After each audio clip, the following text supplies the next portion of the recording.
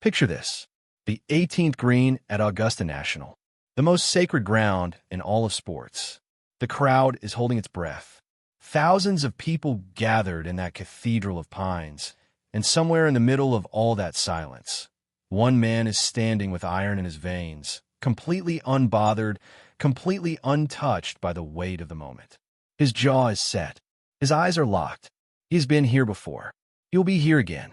And you get the feeling that this man actually enjoys the pressure, that something in him feeds on the discomfort of others. While other golfers pace, fidget, tap their feet, second-guess their club selection, he is already walking toward the ball like the outcome has already been decided. Like destiny is not something he chases. It's something he commands. His name is Brooks Koepka, and for a long time, golf didn't know what to do with him. He wasn't charming like Arnold Palmer. He wasn't transcendent like Tiger. He wasn't beloved. He was something else entirely. Something that made the galleries uncomfortable and the television commentators search carefully for the right words. He was, by every measure, exactly what golf never asked for, and somehow exactly what golf could never look away from. If you've ever watched someone succeed while everyone around them wanted them to fail, drop a comment below, because that's exactly what this story is about. And before we go any further, if you've never been to this channel, this is what we do here. We don't just tell you what happened.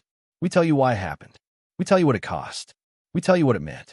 So if that kind of storytelling speaks to you, hit that subscribe button right now, because this is only the beginning. Brooks Koepka was not supposed to be this person. He was not supposed to be the center of controversy. He was not supposed to be the face that professional golf looked at with a complicated mixture of respect and resentment. When he was young, growing up in West Palm Beach, Florida, he was simply a kid who loved sports. Football, basketball, golf was almost an afterthought. His uncle, Bob Koepka, had played on the European Tour. There was a thread connecting him to the game. But it wasn't passion in the way people romanticize. It wasn't a childhood dream where he watched Nicklaus and said, "I want to be that." It was something more practical, more honest. He was good at it. And being good at something, for Brooks Koepka, has always been enough of a reason to pursue it completely. He went to Florida State. He played collegiate golf. He was good, not exceptional, not the kind of player that makes scouts lose their minds, but good enough. And when he graduated, he made a decision that most American golfers wouldn't make. He left. He went to Europe. He went to the Challenge Tour, golf's equivalent of the minor leagues. And he played in countries he'd never been to, in front of crowds that had no idea who he was, for prize money that barely covered expenses. He did this for years. While players like Rory McIlroy and Jordan Spieth were ascending into stardom on the PGA Tour, Brooks Koepka was grinding through Finland and Kazakhstan and South Africa, building something quietly, building it without an audience, building it without applause. And here's what that does to a person. Here's what years of anonymous, unglamorous, underappreciated work does to someone with talent. It strips away the performance. It removes the need for external validation. Because when nobody is watching, when there are no cameras, no crowds, no endorsement deals waiting at the end of the round, the only reason to keep going is because you want to, because you believe in yourself when nobody else has been given the chance to. Brooks Koepka came back to the PGA Tour in 2015 not as a hopeful, but as a conviction. He didn't arrive asking for a chance. He arrived knowing he was going to take one. And what happened next was one of the most startling sequences in the history of major championship golf. The U.S. Open is the hardest tournament in the world to win once. The courses are set up to punish even the slightest mistake. The rough is thick enough to lose a ball in. The greens are so fast they seem alive. The psychological weight of the event has broken men who looked unbreakable. In 2017, Brooks Koepka won it at Erin Hills. In 2018, he won it again at Shinnecock Hills, becoming only the 5th player in history to successfully defend the U.S. Open title. And he did it in a way that was almost offensive in its calm. He didn't scramble. He didn't survive. He dominated. And then, almost as if winning the hardest tournament twice in a row wasn't enough, he added 2 PGA championships, 2018, 2019, back-to-back, for majors in 3 years. Numbers that belong in conversations alongside Nicklaus and Tiger. Numbers that, when you say them out loud, sound almost fictional. But here's the thing about Brooks Koepka that the golf world never quite knew how to handle. He didn't seem to care about golf the way they wanted him to. He talked openly about finding the sport boring when he wasn't competing in majors. He said he preferred the gym to the practice range. He dismissed regular PGA Tour events with a casualness that made the purists visibly uncomfortable. He once said, with a straight face, that he didn't really think about golf between tournaments. And for a sport that has always defined itself through dedication and devotion, through the painstaking hours of repetition and the religion of the craft, this was borderline heresy. The golf establishment looked at Brooks Koepka the way old money looks at new money, with a particular kind of disdain that is never quite stated directly, but is always completely visible. He wasn't playing the game the right way, not the way they wanted him to. He wasn't grateful enough. He wasn't reverent enough. He didn't whisper in the hallways of Augusta.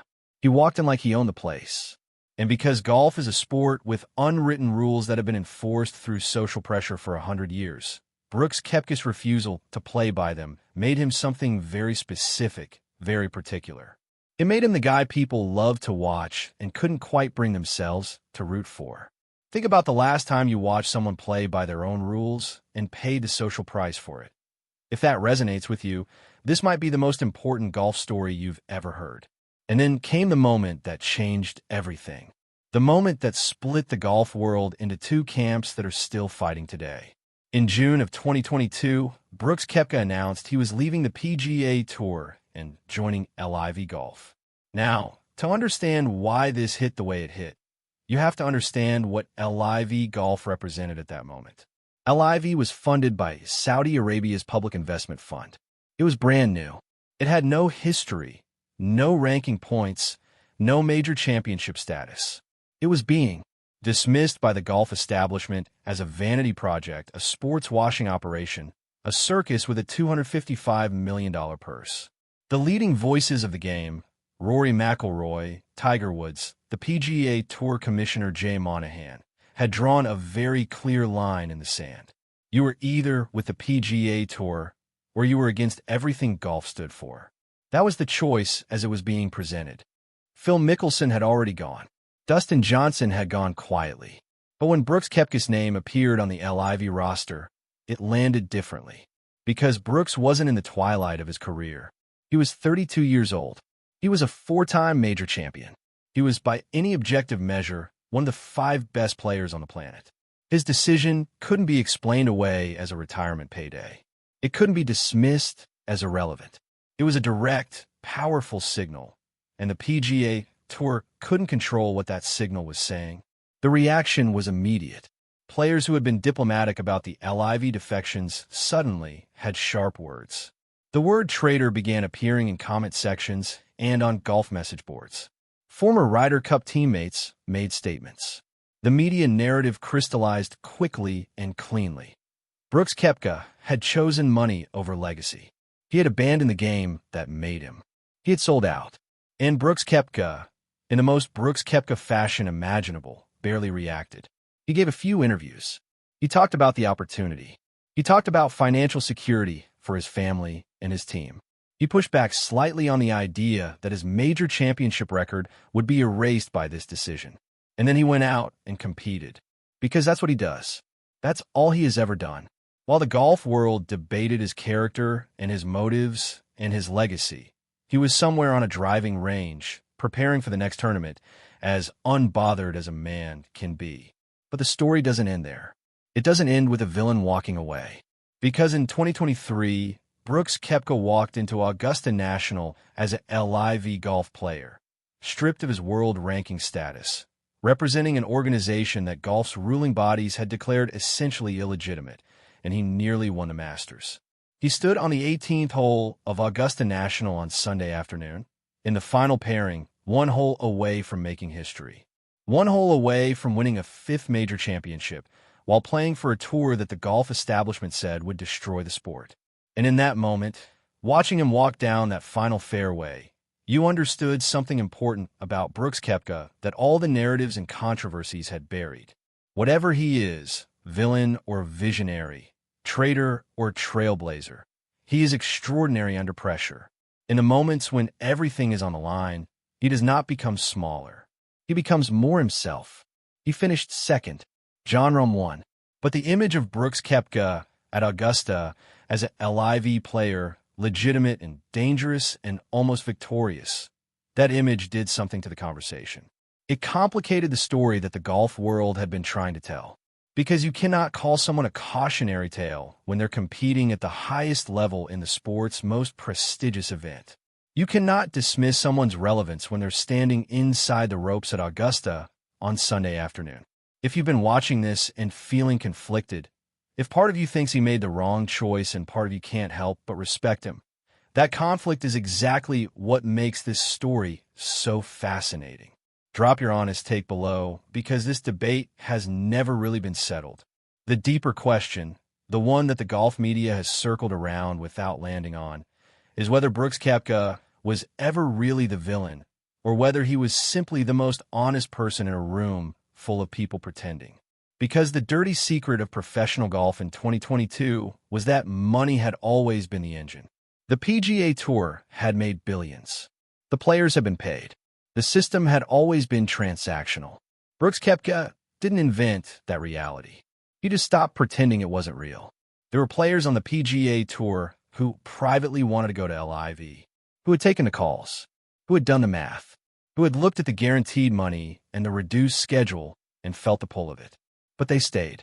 Not because they loved the PGA Tour more than Brooks did. Not because they had deeper principles or stronger integrity.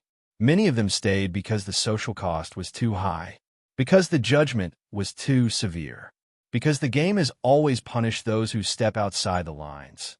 And most people, even the very best people, will absorb unfairness rather than face that kind of public rejection. Brooks Koepka decided differently, whether that was courage or calculation or some combination of both. Only he knows.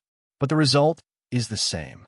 He walked out a system that had never fully accepted him, into a structure that didn't yet have legitimacy. And he kept winning, kept competing, kept reminding everyone that his golf game exists entirely independent of their approval. In the years since the initial split, the relationship between LIV and the PGA Tour has become extraordinarily complicated. Framework agreements were announced and then collapsed. Negotiations began and stalled. Players found themselves caught between organizations with conflicting interests and deeply personal loyalties. The Ryder Cup, the team event that carries enormous emotional and nationalistic weight, became a battleground of its own, with LIV players initially excluded and then eventually included under the banner of fractured compromise.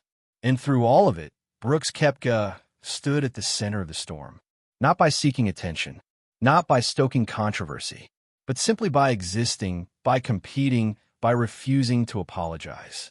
There is something almost lonely about this story when you sit with it long enough. Because the villain narrative requires a community, requires the sense that there is a clear moral center that the villain has violated. But when you strip away the institutional politics and the financial interests in the media narratives, what you're left with is a man who made a choice about his own career and his own life, who accepted the consequences of that choice without complaint, and who has continued to perform at an elite level regardless of how the world has chosen to classify him. 5 major championships. That number does not lie. It does not negotiate. It sits there, permanent and undeniable, next to the names of the legends of the game. And no amount of controversy, no organizational drama, no LIV versus PGA narrative can reach back in time and remove those trophies from his mantle. The golf world wanted a story about a man who chose wrong and paid the price. What it got instead was something more uncomfortable, a man who chose differently and kept winning anyway. And that's the thing about real stories. They almost never end the way you want them to. They don't give you the clean moral. They don't confirm the judgment you made at the beginning. They sit in ambiguity. They ask you to hold 2 things at once: the validity of the institution he left and the validity of the person who left it. To believe that what he did cost him something real, and to acknowledge that what he gained may have been just as real. Brooks Koepka is golf's ultimate villain the way Jay Gatsby is literature's ultimate villain. Not because he did something unforgivable, but because he exposed something that was already there. He showed us what the game really valued when the pressure was highest. He showed us how quickly love turns to resentment when someone stops being useful to a system. And he showed us that a man can stand alone in the middle of the most powerful institution in his sport and still, somehow, find a way to make the putt. If this story moved something in you, if you felt the weight of someone being misunderstood or the strange respect that comes from watching someone refuse to fold, then you already understand why this channel exists. Because every week, we come here to tell the stories that don't fit neatly into headlines. The stories that deserve more than a tweet, more than a hot take, more than 30 seconds of television coverage. The stories of real people navigating impossible choices in the middle of very public lives. If that's the kind of storytelling you want more of, then this is exactly where you belong. Brooks Koepka is still competing. He is still hitting fairways, still reading greens, still standing over crucial putts with that unnerving calm that has defined his entire career. The war between LIV and the PGA Tour continues to evolve in ways that none of the original combatants fully predicted. And the conversation about his legacy, about what those 5 major trophies mean in the context of everything that came after, remains open. But here's what is closed. Here is what is settled. Whatever you think of his choices, whatever side of the LIV debate you stand on, whatever judgment you carry about the man, Brooks Koepka looked at a world that wanted him to be grateful and quiet and properly reverent, and he chose to be none of those things. And in choosing that, he told us something true, not just about golf, about what it costs to live on your own terms, in full view of people who preferred you to live on theirs. The villain, it turns out, was never the problem. He was the mirror.